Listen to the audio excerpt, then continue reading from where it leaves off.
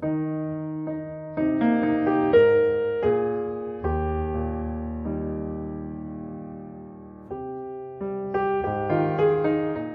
I was a young girl, my father would always call me into the kitchen every Sunday morning, and he would be sitting there with his big, large black checkbook that he had, one of these big leather-bound things, and he would write a check every Sunday morning to the church, and he would carefully fold it over and tear it out by the perforations and fold it up and hand it to me, and I would be the one that would get to put it inside the little white envelope and lick it closed.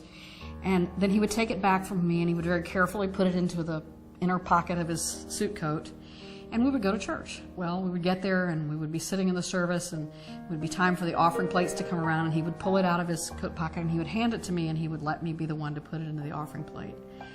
You know, as a very young child, I learned about the discipline and the commitment of giving.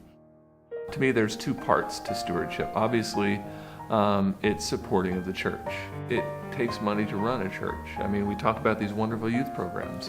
Without stewardship, without support, we can't run these programs. And then there's also the outreach activities. I'm on the mission committee.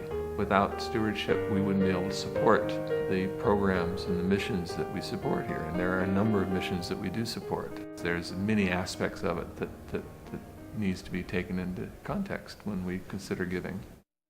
To me, stewardship takes on some different meanings because I am a longtime volunteer in nonprofits, and I have come to realize that in many places, donors want personal recognition and, if possible, control. That's why they name buildings for themselves. This congregation is a different thing. You don't see giving levels. You don't have donor walls. There's not someone's name on every classroom and stair step, because this is a congregation working together to do God's work. And they do that in a multitude of ways. They serve on committees. They bring their talents. They bring their energy and enthusiasm and a fresh eye.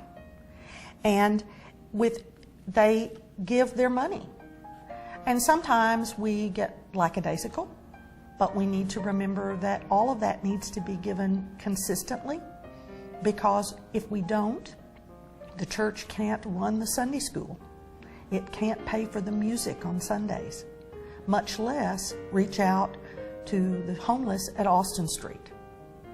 And when we do that, when we consistently help, we are woven into the fabric of this congregation, and in God's hands, that fabric becomes the blanket that comforts the baby or the aged, and can become the banner that proclaims God's love to the world.